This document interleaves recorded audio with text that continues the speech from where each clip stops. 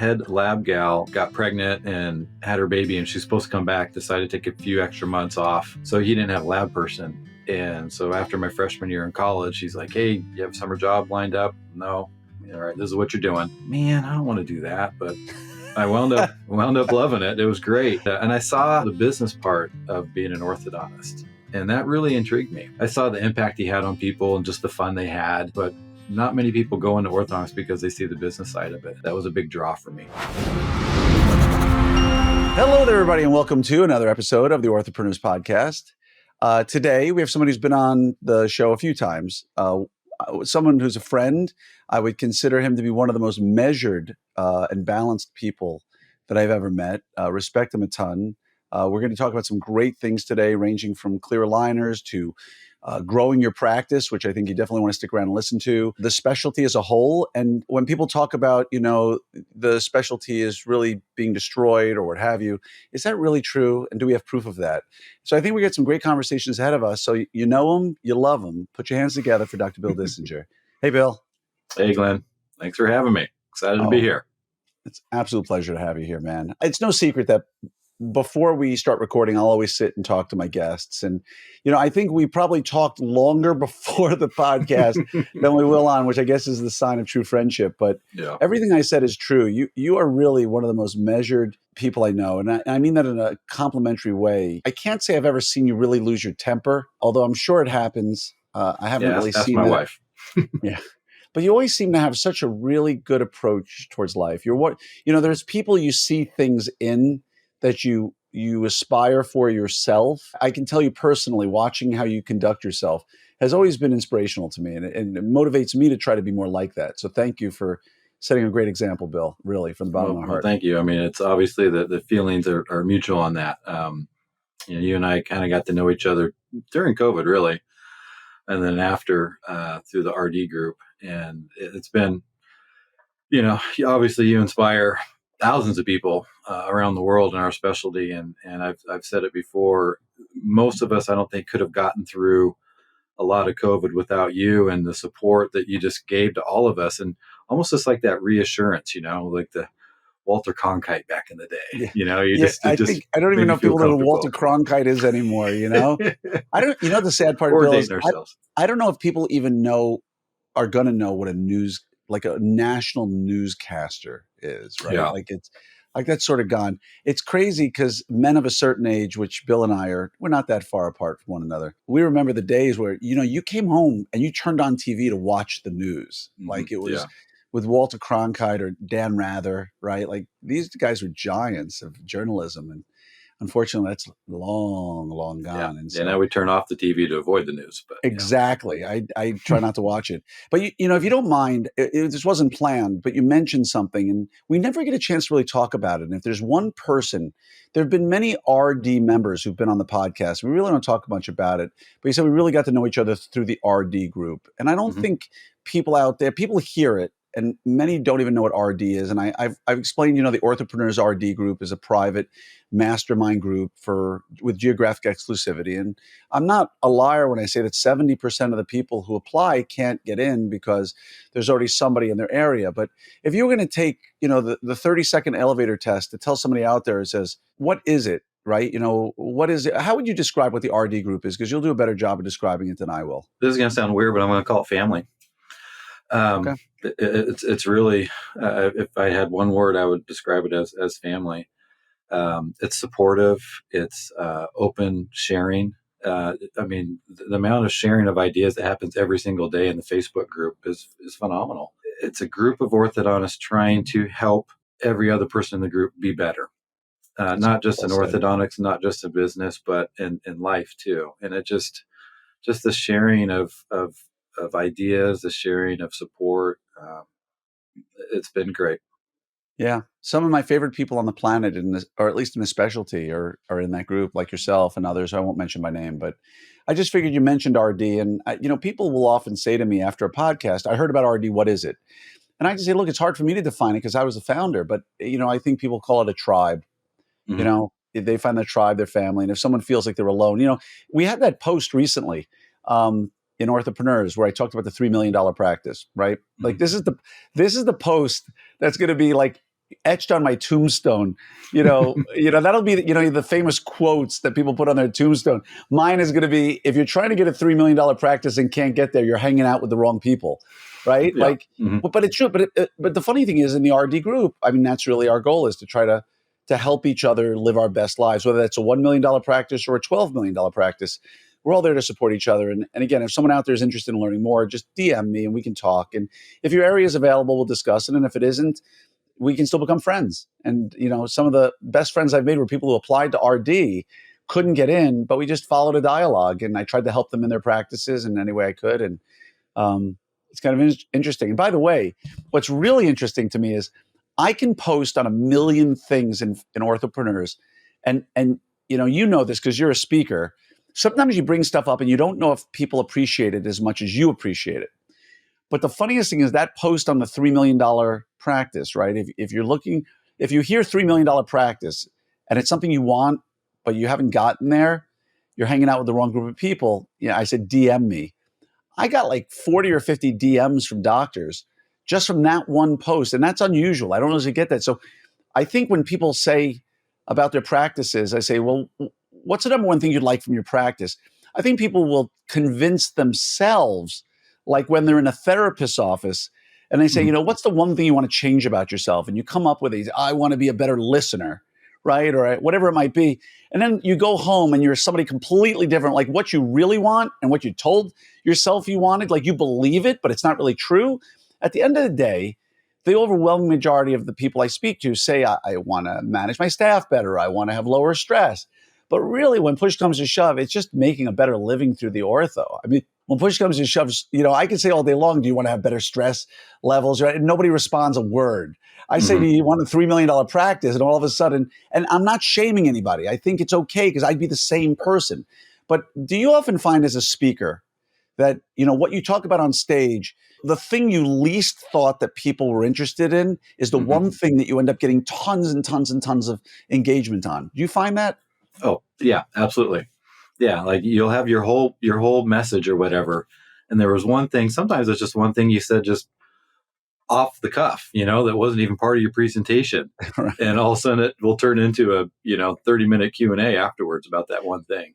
Yeah. It's funny how that happens. And the whole post I made on the $3 million practice was really, if you'll notice, it was just on a purple screen. It was just meant to sort of like a quick, here's your, again, you and I will appreciate this, but, I don't think a lot, the Stuart Smalley from Saturday Night Live, you're good enough, you're smart enough, and by golly, people like you. It was just meant like as a quick little, it's like, think about this for a second as you start your day. And it turned into like, I don't know, a 50, 60 comment thing. And by the way, since we're on it, I know you and I share a lot in common in terms of how we view the world of online social media, right? The discussions that go on. And I think we both believe, and we talked about this, that the most important thing in any discussion is honesty, fairness, and education, not emotion, right? And we talked about that before we came on the air. Are you ever surprised by the number of people who just oppose something simply emotionally without really, sort of saying, I hate, like a kid, right? And I don't mean that in an insulting way, but like, I hate chocolate pudding. Well, have you ever had chocolate pudding? No, but I hate it anyway. Well, how do you know you hate chocolate pudding until you try it? Yeah. And I often feel like there's a lot of that goes on in the groups. Do you feel the same way? Oh yeah. But I mean, it's nothing new, unique to social media. I mean, growing up watching my dad speak on the Herbst appliance, he was told that he was crazy or he was, ruining people's jaws or just whatever for years. And from people that had never even looked at it or never tried one or done anything. So it's like what you just said. How do you know you don't like it if you've never tried it? How do you know it doesn't work if you've never even looked at it or tried it? Yeah, I mean, that's human nature. It's not unique to orthodontics. I think maybe in orthodontics, we all think we're smarter than the average person. And so we think that when we speak, we have more authority that saying someone else is wrong, maybe. But Right. yeah, I'm here to tell you I'm not smarter. No. I'm here to tell you I'm not smarter than most of the people in the room. Yep. Um, Yep. Me and too. by the way, it's funny you talk about your dad, because I'm going to ask you in a minute to sort of recap a little bit about how you ended up where you are. And your dad is, I know, a big part of that story. But, I'm too young. I mean, you probably heard the stories from your dad, but I was too young to really appreciate the class two corrector debate, right? That was Hmm. before my time. And the paper we were all taught to learn when we were in school was Lyle Johnson's Growing Jaws for Fun and Profit, Hmm. right? Yeah. But it wasn't until later, right? When you're in school, you read it, it has no context. All of a sudden, you start talking about things like TMD, airway, bicuspid extraction, a whole number of things that can be argued on both sides. And then you realize, wait a minute, he was lampooning the concept of class two correctors at the time, and how it was his assertion that people were really doing just for fun and profit, right? Hmm. And Yeah. it just illustrates the fact that our profession's been the same way, like you said, going back 30, 40, 50 years. And let's pick it up from where you were with your dad. Let's talk about how you ended up. Well, first, tell everybody where you are, right, where you practice, and how did you end up there? How did you end up in your life where you are today, doing what you're doing? We're just outside of Portland, Oregon. Wound up here because my dad was I think most people know, was a basketball player, played in the NBA for over 11 years. And his last year was in Portland. And we moved out here. I was 2 at the time. We moved out here in August, and there's no better place in the world than the Pacific Northwest in the summertime. It's amazing, as you know, Glenn, from It being in is. Seattle.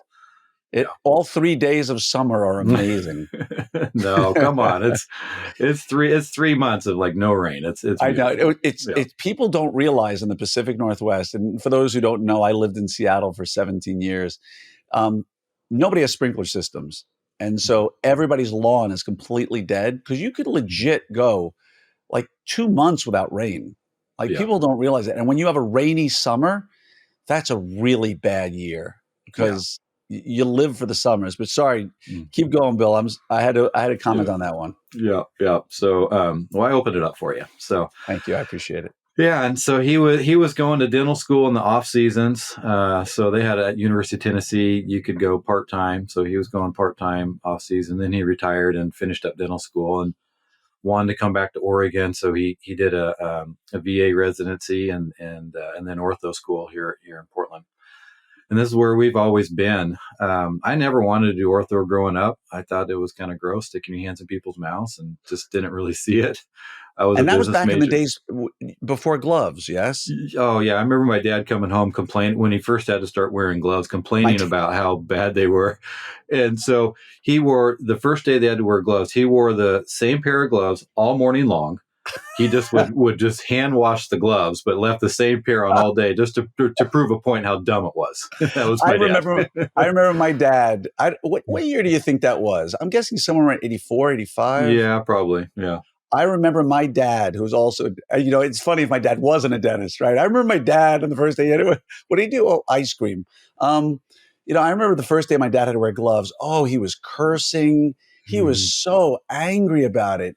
I guess there's a lot of people listening right now who are younger, there's two ideas you can tell them about dentistry. The first is gloves, right? And the idea that you would ever work on a patient barehanded Ugh. probably would eliminate half of today's orthodontists from ever practicing It would ever eliminate again. me for sure. Yeah. Yeah, I don't know. Someone argue that soap and water was better at keeping our hands clean than the way we do it today with gloves, right? Because you take them off and things get contaminated. But when you took your hands out, you washed your hands with soap and water right away. I never practiced without gloves, because in dental school they were already starting to glove up. But the second thing, let's see if you remember this one. Do you remember reusable needles? No. Well, my dad was an orthodontist, so we didn't even. He Yeah. wasn't using needles, so. I remember my dad, who was a GP, just like the barber shop has the blue liquid. My Hmm. dad, I remember, and we're going back 70s, like 1970s, maybe, yeah, early 70s. He had a jar with glass syringes with metal resharpenable needles. So he had a file And, nothing instills the fear of God in you than before you get a shot from your own father, he pulls out a needle and starts sharpening Start it in sharpening front it. of you. Oh, geez. And the old handpiece that had the rubber band that Mm-hmm. was that during your lifetime? Do you remember that? It was prior to me, but I've seen him. Yeah. Yeah, the Yeah. articulating arms. It had like 11 Mm-hmm. knuckles on it that would articulate, Yeah. and it had a rubber band that powered it at probably like 6 RPM. Yeah. My dad had one in the basement actually when he was in dental school. He'd use it to practice Oh at my home. God, Yeah. we've come a long way. Yeah. And so there's your dad, Mm-hmm. graduates, becomes an orthodontist, and ends up in Portland, Oregon. Yep. Yep. And then his head lab gal got pregnant and had her baby, and she's supposed to come back. Decided to take a few extra months off. The child was kind of unhealthy when it was born, and so he didn't have a lab person. And so after my freshman year in college, he's like, "Hey, you have a summer job lined up?" No. All right, this is what you're doing. It's like, man, I don't want to do that, but I wound up loving it. It was great, and I saw, and we'll get into this probably later on in our discussion here, but I saw the business part of being an orthodontist, and that really intrigued me. And I saw the impact he had on people and just the fun they had. So I saw that, but not many people go into orthodontics because they see the business side of it, and that was that was a big draw for me. Do you think you have as much fun today with your patients as your dad did with his, or has the dynamic changed? I can't speak for him, but I can speak for, I mean, I know he had fun with his patients, but I can speak for me. I don't have as much fun with my patients as I did 20, 25 years ago. I don't know if that's me or if it's people have changed. It's probably a little of both. I'm probably getting a little older and crotchety. Oh Um, no, not but, you. but, I think people have changed. I think the entitlement, kind of wears on me. Yeah, I see how people come in and how they treat our team and how demanding they are of our team. And you think about if you ever acted that way in a medical office, they just shut their sliding glass door and they'd be done with you, and Closed. yeah.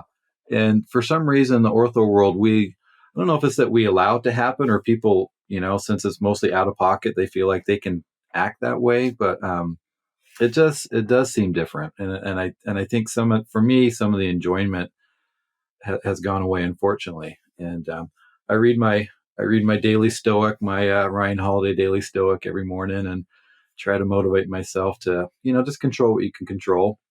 Yeah. And work on your attitude every day. I have struggled more with that the last few years, and COVID, it seems like, really kind of threw a curveball on how people present themselves and act too. You don't want to rail on one thing over and over again, but I think parenting styles have changed so dramatically, and more importantly, societal views on kids and how we deal with kids. And I think we've come a long, long way in so many protective ways to help make sure children are raised in a healthier, better environment in so many ways. I mean, we could argue the fact that sitting on your dad's lap driving the car down the highway, right, Yeah. probably doesn't happen as much as it used to. And that was or one of my or best parts. the reusable needles, yeah, probably. Reusable needles. But like, who didn't grow up with somebody's parent having a station wagon where you were plastered against the back window while driving, and if you got hit from behind, you were dead? I think we've made some great, leaps. But I remember when I first came to West Seattle back in 1996 as a dentist, I was invited to the Rotary Club by a guy named Bob Oceaner. May he rest. There's no way Bob Oceaner is still alive. If he is, he'd be the world's oldest man. He was in his 80s at the time, and this is in 96. And he invited me into the Rotary Club. And so I'd go to the Rotary Club with him every Tuesday for lunch. And I remember there was a church right behind my practice, a tall Catholic spire on this church, this Catholic church. And he told me a story which typifies the big difference between today and 75, 80 years ago, which really I felt was pervasive until probably our teens or even later, 20s or 30s, in terms of times. He said to me that there was a scaffolding when they were building up Holy Rosary Church is the name of it. They were building up the Holy Rosary Church and they were remodeling or building it. I don't remember what it was. And he decided as a little kid, he'd climb the scaffolding. And he went up the scaffolding, and when he came down, the priest of the church was waiting for him. And what he said to him is so different on so many levels than what would happen today, which I think in essence is why we have such a difficult time a lot of times working on. I will treat adults all day long before kids, because the proxy relationship of dealing with parents is a nightmare to me. Yeah. And he comes down the scaffolding, and the priest, he said, I remember where I was when he told me, he says, the father looked him in the eye and goes, Bobby, come over here right now, or I'm going to tell your parents and you're going to get 2 beatings. Right? And now he wasn't traumatized from it. He knew he did something wrong, but I think the idea of even telling that story today, puts me at risk of people saying, you think that's okay? The child yeah. I'm going to be on record and go, I think it was okay that he climbed a scaffold outside a Catholic church 100 feet high. And yeah, I think, I think the fact that he was laughing when he told me the story says everything. But I think, like you said, we live in a society where you can't have as much fun as you used to. And when I say fun, I don't mean degrading. I don't mean, making fun of any individual, race, gender, what have you. I'm referring simply to the idea of no barriers between us and being able to say to a parent or to a kid what's on your mind. And I don't think you can. And, I think that's, but I'm curious, do you feel that contributes to a lot of the stress and burnout we're seeing in ortho today? I would think so. I mean, it definitely has contributed to mine. Yeah, for sure. Oh, I'm sorry to hear that. And I want to take just 30 seconds here because you mentioned your dad. And anytime anybody talks about your dad, I have to, 2 people on the planet who in ortho, who I really wish I'd gotten to know better, not because of orthodontics. Like I don't want to sit and talk ortho with them on any level, but I got to know one better than the other. I got to know Vince Kokich pretty well because I was practicing in Seattle, and may he rest in peace. Vince Kokich Sr. was the kind of guy I would love to have spent more time with because he was such a thoughtful human being. And his perspective on life was just incredible. And he would go to dinner with you, and if he had to be if he had 9:30 was when he was leaving, you could almost be mid-sentence at 9:30, and he'd say, "Okay, excuse myself," and he'd leave. But the second person is your dad, and I met him twice visiting University of the Pacific, and he happened to be there. And I'll tell everybody who'll listen, I was a general dentist applying to ortho. I was a nobody, no chance of getting in necessarily, and yet when I visited the program, your father took me aside and spent quality time trying to get to know me, know who I was, and just sort of take the time to show me what's the difference between a traditional herbst appliance and an advanced sink, right? Like just to show me, even though I had no idea what I was really looking at. He was a consummate gentleman and a consummate teacher, and I missed the opportunity to spend more time getting to know him. But through proxy, I get to know his son, who's not a bad guy himself. And so I'm sure you hear these messages all the time. And it's not a podcast if I can't make Bill Dischinger cry at least once. Hold it together. Hold it together. Hold it together, Bill. You can do it, man. But yeah, I feel like when you mention your dad, I have to say that. Yeah, well, thank you. And of course, for those who hadn't met your dad, he could have been the most imposing figure in the room if he wanted to be. How tall was he? 6'7". Yeah. I mean, he was basically Aaron Judge's size. And he could have been, but he somehow made himself small, and I don't know how that happened. But yeah, well, he'd get kind of close to you. He'd like get in there and he'd talk, and he had this soft voice and talk with his hands. I talk with my hands too, but amazing human being. Yeah, I love your dad. And and this is always a special time for our family because he played in the Olympics, and when the Olympics come around every 4 years, that was always, as a family, we were up every night watching the Olympics together, and it was just really special. And so I always, this is always this week's a tough week. So my brother passed away 14 years ago today, and maybe I'm going to cry. And bring it on, Bill. I'm here for you, brother. My dad passed away in October, but when the Olympics come around, it's always just good memories of him. So let's talk about another thing that could make you cry: practice, growing a practice. Right? We talked about the post I had with the $3 million, et cetera, et cetera. And you've been on a bit of a journey yourself recently, right? There's a lot of angles to how one can practice. you made the decision not long ago that you were going to make some changes in the way you practiced, right? Yeah. Yeah. I mean, changes how we were doing it clinically, but also just business. And so the first thing that I did was start setting up my practice to free my time up a little bit more. So we went heavier clear liners, and that was a conscious decision. And I felt like clear liners, no matter what company you're using, the technology has just gotten better and better, and we can do pretty much anything with clear liners now. We might have a few brackets here or there, but for the most part, I think clear liners can do what we want. And then really leveraging the power of remote monitoring and being able to see patients when they're not in the office, limit the number of times they're having to come into our practice, but yet, in my opinion, having better control of it because we're really seeing them every single week with the AI and everything. So that was our first step. So that was to really establish efficiencies within our practice. And then once we got to that, then we started looking at, okay, how do we grow our revenue, or how do we like you were talking about $3 million practice, how do we go beyond that if we want to? And for us, it was through acquisitions. And so we started acquiring a couple other practices. And so we've bought two. I've partnered with another orthodontist as well. And so now we've taken that to 3x of where we used to be. But it's not like when you were talking about that $3 million post. It's not like you just buy a practice and it just kind of flows in and it's no big deal. We've made every mistake you can make. We've lost some teammates from those practices, and it's hard. And so the business side of it, and I love that business side of it. That's what really kind of draws me now and energizes me. So I love that.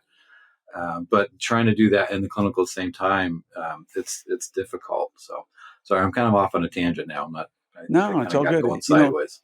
It's hard to wear both hats, right? Mm-hmm. It's kind of interesting because in Orthopreneurs, it's been around. It's hard to believe. It's 7.5 years. It started in January of 17, and we're literally like at the recording of this, exactly 7.5 years, give or take a week, that it's been around. It doesn't seem like it has been, but in that time, I've had a chance to watch thousands of conversations, and it's crystal clear there are people who are driven by the business side of it, but the clinical really doesn't light a flame under them, and that's rare. That's rare.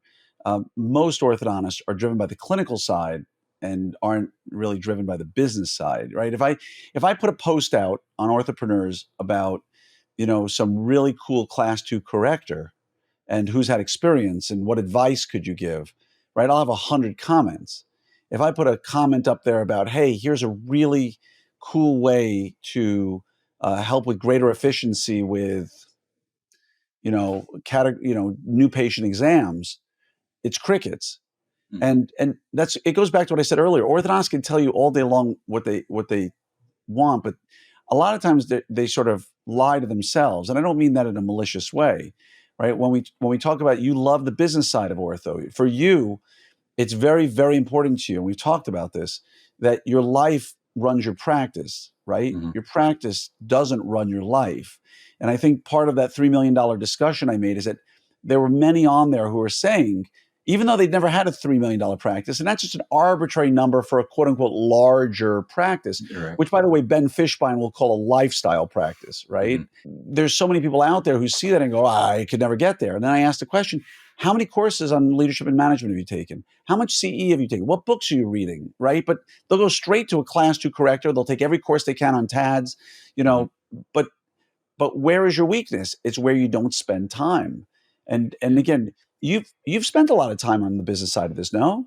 Yeah, I've had some really good mentors, some good financial people that talk with a lot. Mart McClellan, who well, Mart with is Macro amazing. Wealth. Mart. Yeah. I work with Mart, and he and his partner Tim are awesome.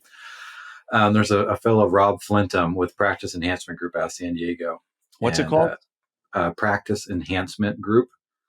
And Rob Flintham is his name. He's kind of my mentor, my business mentor. When you see people that do things right, I mean, you and I have talked about a lot of things, the RD group, and you see people that do things right, you just ask the questions. And I had a An orthodontist in my office the other day from Washington came down, he and his wife, and spent, a day with us. And he kept saying, "Oh, I hope I'm not getting your way," or hope, I'm like, this is how we learn. I don't have a single original idea in my practice.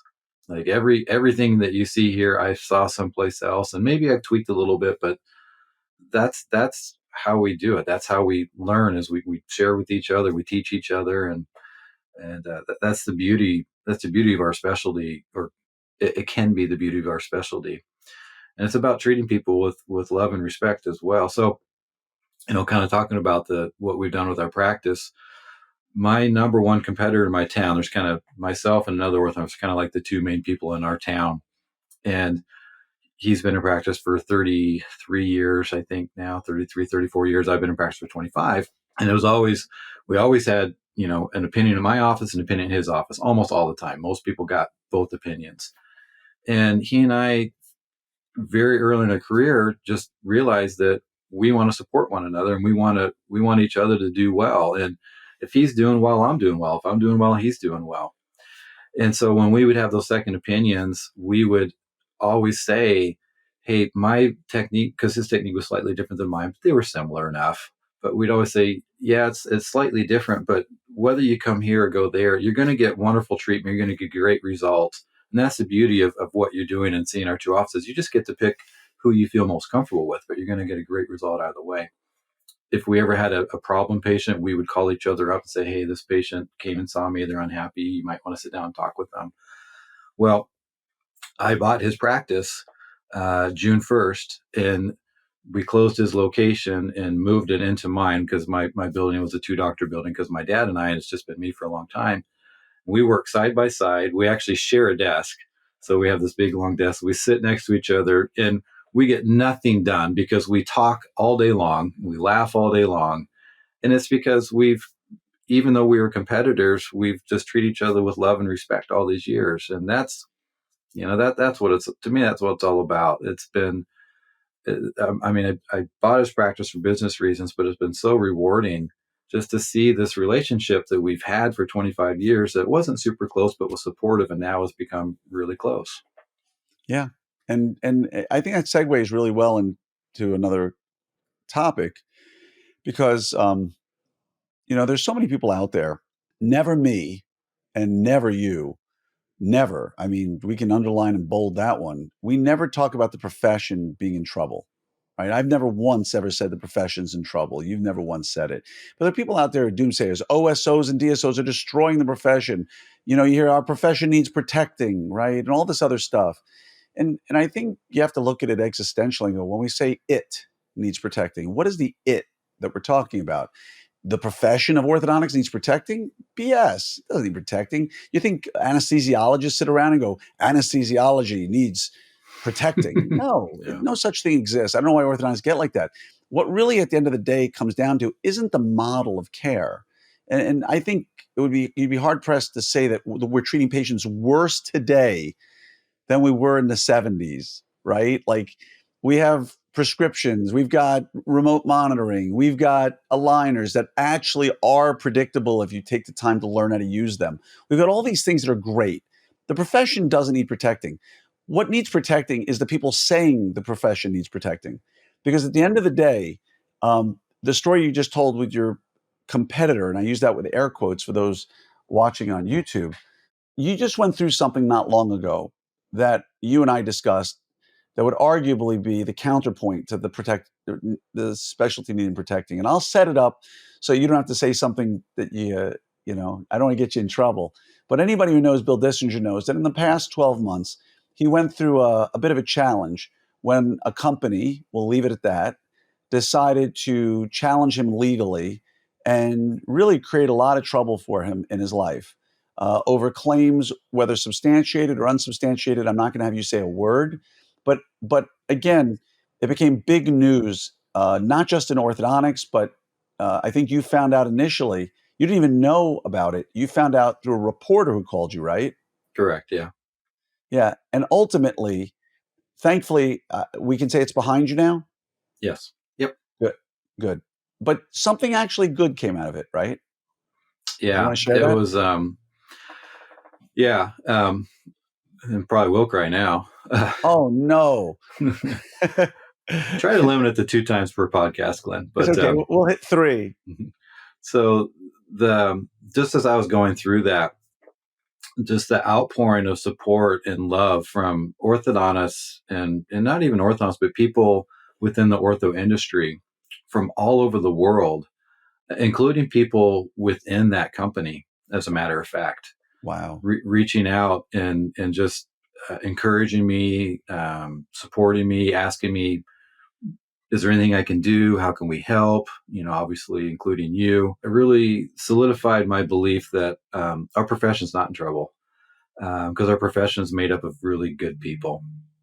And and as you know, with what you do with OP and when you're out speaking, sometimes when you're out in front on a stage or whatever it is, you hear a lot of the negative, a lot of the negativity and the criticism, and the back and forth, and it can get discouraging at times.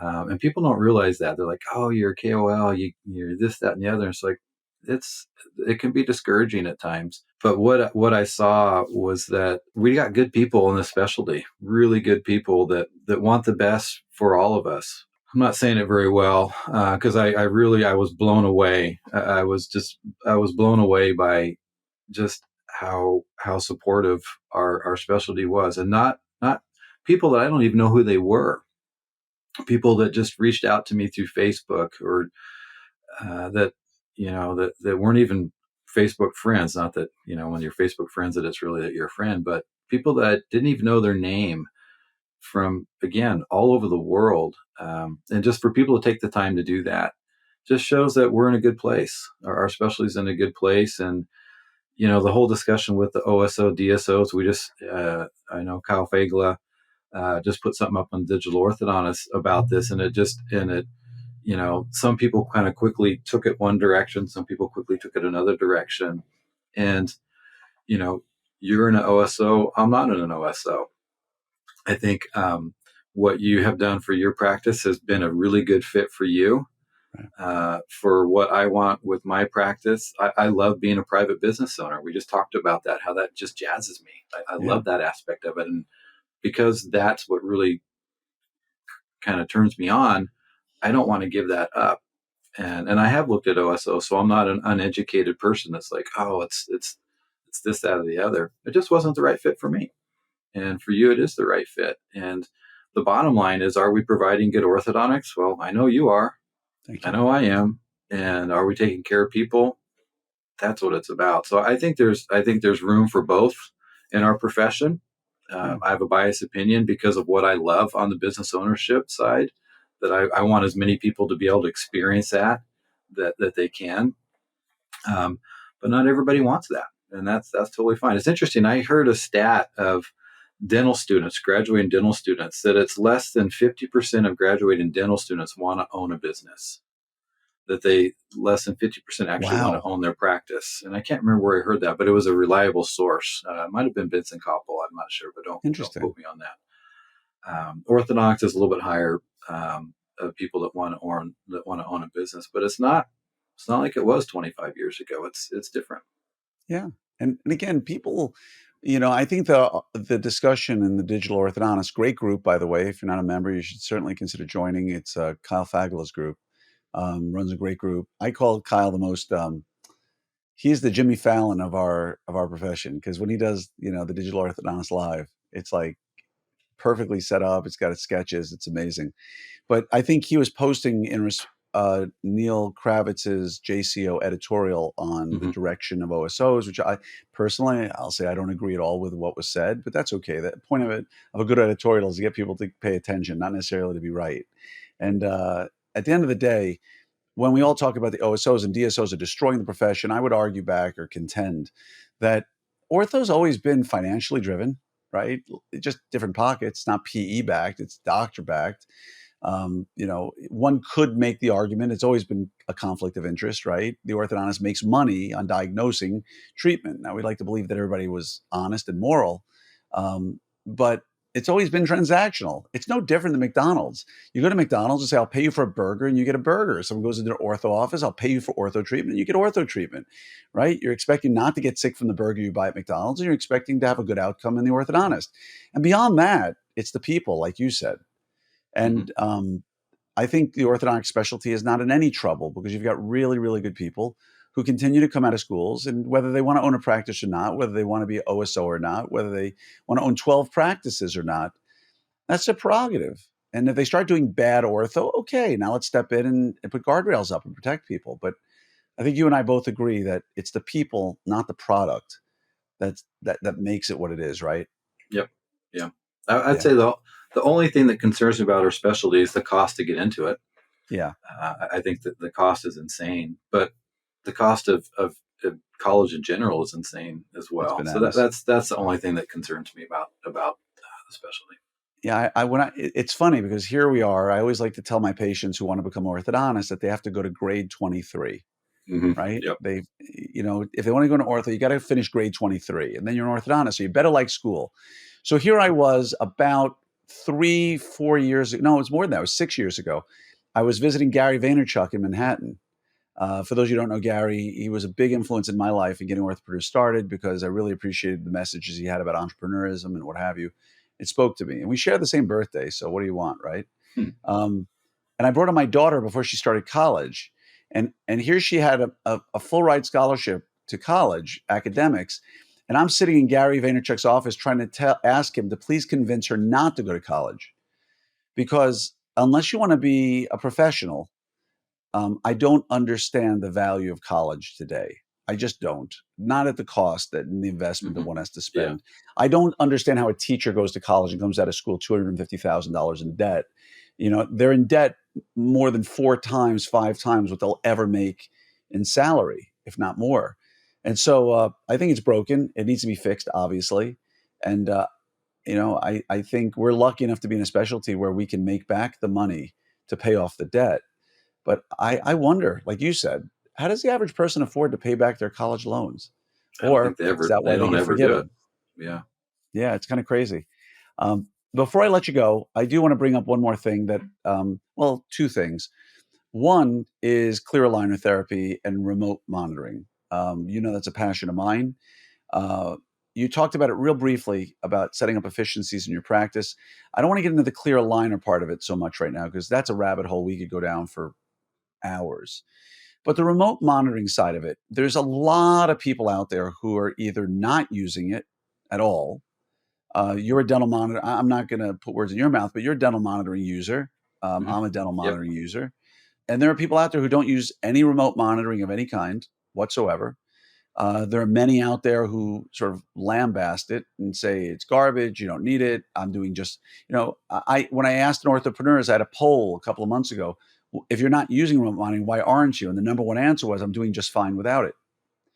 How would you respond to that person who's not? And again, let's just go on record and say, I know you're the guy who's going to say, it's okay. Everybody has a right to practice however they want to practice. I know it's coming, Bill. If you don't want to use remote monitoring, if you don't want to use self-ligating, if you don't want to use plastic, that's your right. You have every right to do that. Now we're going to take that sentence and curve it. But if you're not using remote monitoring, what are you giving up? Why? I'm in an elevator with you. We're going up to the 150th floor. So we've got a few seconds. And I'm sitting here telling you, there's no way on planet Earth I'm going to spend the money on remote monitoring because it just doesn't make a difference in my practice. From personal experience, what would you tell me? Well, I think there's 2 sides of it. I think there's the patient experience side, and I think there's the practice side of it. From a practice side of it, yes, it is an additional cost, but it's going to once you get the systems in place, it's going to save you money in the long run because it's going to save you money on staffing and days worked in the office. It just is. I have the stats to back it up. Alyssa Carter has the stats to back it up. I have the stats to back it up. Yeah, it's irrefutable. So in the end, it will save you money. And for me, it's made my daily life less chaotic. To be able to work, I think that's where our profession is really changing. Is we work more on a computer now than we work in a mouth now, or maybe not more, but we work a lot more on the computer than we used to. And the amount of time that we're in the mouth is less. So from a practice standpoint, I personally believe, based on the numbers, that it's a no-brainer financially. But let's take it to another step. What's it mean for the patient? For the patient, let's say that we can save our patients 4 appointments over the course of their treatment coming into our practice. There's an article that was written that a medical dental appointment, no matter what the length of the appointment, is a minimum of 2 hours out of that person's day. So that's 2 hours of trying to get out of work, go pick up a kid, come back, or if it's them just getting out of work and getting there. Typically, they'll wind up taking the second half of the day off if it's an afternoon appointment. So it's about convenience for the patient too. And if, quote, our profession is in trouble because of, this, that, and the other, shouldn't we be doing everything we can to make our treatments as easy for our patients as we can? It's just like, why would we want to make it any more convenient than we have to? We want, when the patients come in for their consults in our practice, say, well, how often am I going to have to come in? Well, if it's a clear aligner patient with dental monitoring, I tell them 2 to 4 times in a year. That's how often you're going to have to come in. So for those of us that are busy in life, which is everybody, what would that be worth to you to make your life that much more convenient? If we, and I said this on a podcast we did before, if we could give a patient a pill, they take the pill and they call us when their teeth are straight to come pick up their retainers, everybody would sign up for that. They don't want to come into our office. They have better things to do with their time. So the statement, I'm doing just fine, to me, I hate that statement. I hate I'm doing just fine, because why would you want to settle? Like, when it comes to our health, when it comes to our marriages, when it comes to our parenting, do we ever just look to do just fine, or would we always try to get better at it? And why would we not try to get better at every aspect of our practice that we can every day, not just clinically, but from efficiency standpoint? And then for me, it's allowed me to work less days. That's changed a little bit as we've acquired these practices, because I'm a little bit busy with that. But by this efficiency that we've set up, that's allowing us to acquire these other practices and eventually bring in other doctors. And it's going to be a lot easier to train them to take over these roles that we've been filling clinically. Yeah. And I want to add to just one thing everybody needs to remember about technology, because what you said was that it saved you money. It saved Alyssa Carter money. It saved us money. Why did it save me money? Because I'm doing the same clinical treatment amounts today that I did 2 years ago, right? Practice has been up and down, but we're about the same level, give or take 5% of where we were 2 years ago. I think we're a little higher. I'm doing it with 4 clinical team members instead of 7. Mm-hmm. Instead of seeing 75 or 80 patients a day, I'm seeing 45 to 55 patients a day. It's been a game changer on that level. But the lesson that can be gleaned from you, me, and Alyssa is that all 3 of us have gone all in on it, right? And this is a lesson for everybody out there, not about remote monitoring, but in technology in general. If in fact you're going to bring any technology into your practice of any kind, and dental monitoring is no different, you have 3 choices. You can choose not to do it at all. And if you don't do it at all, it costs you nothing, obviously, and you gain no benefit, obviously. If you go all the way in, like we've done, say, with dental monitoring, or if you had scanners, like imagine you had scanners, but you were doing some alginate, right, at the same time, or you had a practice management software and you were using an appointment book at the same time, right? These are examples where you're not going all in with technology. But if you go all in with technology, now you benefit the scaling of that technology. If you go all in with dental monitoring, when inevitably your team shrinks, which it will nowadays, you can do just fine. You don't need to rehire that person. And if you're saving 2 or 3 salaries, it far offsets the cost of your dental monitoring, and less drama, less problems, less patients per day. It almost becomes boring during the day for me at times in my practice, because, right, but don't get stuck in the middle with technology. That's where people run into the most trouble. If you have 1,000 patients and you decide to use 300 with dental monitoring, You haven't changed anything. Your practice is exactly the practice it was, but you've just taken on the burden of dental monitoring. That's It it. actually makes it worse. Yeah. You've made your life financially worse. Now you've made your life clinically easier. You're seeing less patients, yes, but not to the degree where you can actually take advantage of that scale. Mm-hmm. Yeah. So remember that, everybody listening, when it comes to technology, the reason why Bill loves it, the reason I love it, the reason why Alyssa loves it, the reason why I could give you a half a dozen to a dozen more people who love it and couldn't practice without it, is because of the idea that you use it as a significant portion of your practice, not oh, I'll do it on selected cases. Now you've just made your life more difficult. And I know the people at Dental Monitoring are either going to love or hate that message. But the truth of the matter is, you should be trying it. And if you're going to try it, dip your toe in the water for a month or two, just see if you like it, and then go all in. And you won't regret it down the road, not in a million years. And I'd be remiss if I didn't put a little plug in for remote response at this moment, because I have to. But if you're going to do dental monitoring, if you are doing dental monitoring, there is no reason why you should have your, let's call them your rock star. This is how people describe their remote monitoring coordinator in their practice. It's their rock star. It's their trusted employee. It's their best employee. Do not put them in front of a computer to monitor a dashboard. They should be in direct patient care. They should be marketing. They should lead, manage, teach, doing the things that your trusted rock star employee should be doing, not sitting in front of a computer responding to patients on a dashboard. That's why I created remote response, so that you let us do it for you and you get your best team member back again. Get them doing other things in your practice. And again, the cost is not that crazy. It's pretty inexpensive. And again, if anybody out there wants to learn more, I'll help you. But again, I know Bill uses it. I use it. And it's been great for us in terms of allowing us to free up our team again, particularly in these tough times. And so, yeah, for us, it was out of necessity. I contacted you, Glenn, and we were just getting ready to lose another employee. Just, I don't know about you all out there, but finding team members is tough.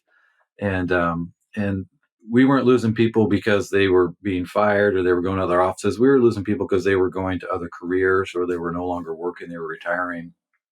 which is We had common. one that had, and we had one that had twins. Couldn't, just had to stay home. And I hate people who have twins. You know that? I know, Bill? I know. Well, for those that don't It's know, me. both Bill and I have twins. So yeah, but yeah, so we had no choice. I needed your company to or we weren't going to make it. And but it was within, what was it, 2 weeks after we started that my team reached out to you and said, this is a game changer for us. It's so much better. yeah. Yeah. And the thing about and I think it's worth mentioning, you're a KOL for DM, right? You know what you're doing. You get on that stage and you speak about it, and you have a very customized dashboard. And for those who don't understand what that means, there's ways you can run a dashboard. Well, the good news was we learned so much from you about how to do it better, that we integrated a lot of what you're doing into our practices. And now my team likes to say that when you go with dental monitoring, you're going to get best practices from dental monitoring. They're going to show you protocols and things like that. But because we work with so many practices now, we sort of call it elite practices, right? The things that really are going to help you be more efficient, let's put it that way, and give your patients a better outcome. And so again, I'm never going to force anybody into anything, but if anybody wants to learn more about remote response, especially in this environment where good enough is just not good enough anymore, unfortunately. And all too often, we are literally 1 hour away from a team member saying goodbye to us without us knowing, that is going to change our practice forever. And I think not just remote response, but I think things like OrthoFi, which yes, I have a financial interest in, or dental monitoring, or any number of programs that are out there that you should be considering outsourcing. If you can outsource, you are insulating yourself. You are protecting yourself. If you're using remote response, anybody in your office can quit. Your monitoring keeps going, period. If you have OrthoFi or something along the lines of OrthoFi, and your financial coordinator decides to leave, your money is safe and continue to be monitored, so to speak. So in today's day and age, I would say something I wouldn't have said even 5 years ago, which is outsource whatever you can outsource. Because unfortunately, and here's the craziest part about it, Bill, talking to people in the industry, they all believe without any partisanship that once the election is over, and for those of you listening to this after November of 2024, the uncertainty of the election is what's holding a lot of spending back, according to people I really respect. They believe that after the election, you're going to see the economy really start to take off again at some point in 2025. Maybe this is wrong. Well, only time will tell if these words are specious or prescient, right? But when this economy does turn around into an even stronger economy than it is now, do you think you're going to have an easier or tougher time getting people to come work for you? And so I think right now is the time. I told people back in 2021, if you're thinking of joining an OSO, join an OSO at the high watermark of what our numbers were. And I'm telling people now, if you think your staff is content right now and good, it's not going to be this good in 2 or 3 or 4 years if the economy turns around. Start protecting yourself now and outsource what you can. And when you outsource to a company, they're never going to let you down. It may not work perfectly, but it's going to work consistently. And so I would strongly recommend you start considering ways to consolidate manpower with outsourcing technology. And you agree with that, Bill? 100, Anything I said wrong? 100%. And I've seen that as these practices that we've taken over that weren't outsourcing. The OrthoFi, we're taking these practices and we're putting them on the OrthoFi. The books were a mess. We had one of the financial coordinators decided that she didn't want to be part of the new program that we're doing, and she left, and the books are just a disaster. So having it outsourced just from that standpoint would have been great. But yeah, I 100% agree. The ability to bring in staffing is going to get worse. Not just on the clinical side. The clinical side is going to get really bad. It just is. The number of people going to assisting school is like half of what it used to be. Yeah. And people are retiring earlier from it. The front office is going to be hard. It's not as hard because I think you can find people in other professions that you can bring over. We've hired people from wait staff at restaurants that you can just tell have good personalities and good customer service skills. Just we give them our card, and that's worked a couple times over the years. But no, staffing is going to be a problem. It's going to get worse. It's not going to get better. And so outsourcing as many things as we can. Which I know people get scared by that. Like, oh, we're losing control. It's like, I can tell you, you're going to have better control. They have the outsourced companies that you use have their systems dialed. Way better. They're already set, and it's going to be better control than what you actually have with what you're doing. Yeah, when you do OrthoFi, for instance, as an example, the hours that people are working there, the things they're doing, the automations they set up. If you got a gal who's doing remote monitoring in your practice, doing the dashboard monitoring, what is she working? 30 hours a week? If you're full-time, let's just go biggest case. You got 750 patients being monitored in your practice. That is a full-time job. And, she hopefully is working 30, 40 hours a week on that dashboard, right? And if you're smart with dental monitoring, and this is another thing, Bill, that I think we don't talk enough about. If you're smart with dental monitoring, the real gem of dental monitoring is the dashboard because, and I don't have any stock or investment in dental monitoring on any level, is that if you use dental monitoring right, you have convinced your patients not to call you, not to text you, not to email you. They're just they're communicating with you through the dashboard. Because why do you, my office has a concierge working at the front desk because the phone rings, but anybody who wants anything communicates us through the dashboard. Hey, can I change my appointment? Hey, I'm having trouble with this aligner. Hey, my wire is poking, whatever it might be. So you're not answering as many emails, texts, and phone calls. And so all of a sudden people put somebody into their office and they think they're doing it right because it's in office, so to speak. And they're working 35 hours a week. And yet for less money, you can do this for 75 hours a week and get a faster response time. We know that through the dental monitoring insights. And what you're getting in remote response is indicative of what you're getting from almost every outsourced company. Because we know that if we can't be better, generally less expensive and more responsive, why in God's name would you use us other than consistency?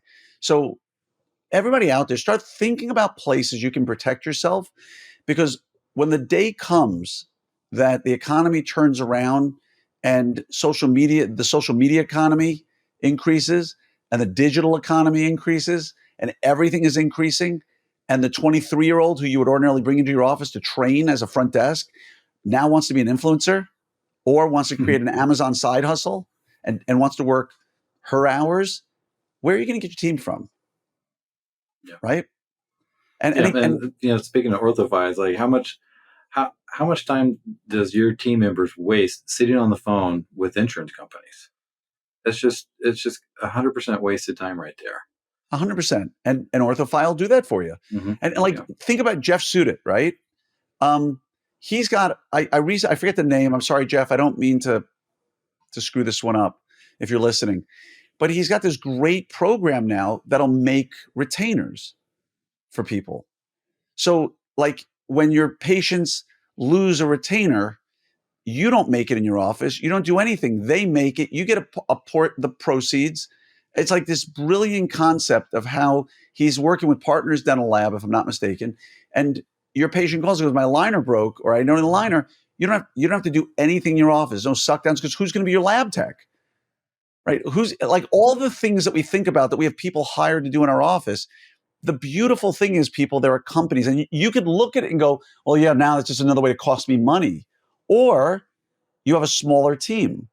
And going back full circle, that $3 million practice, if you play it right, could have 3 or 4 team members.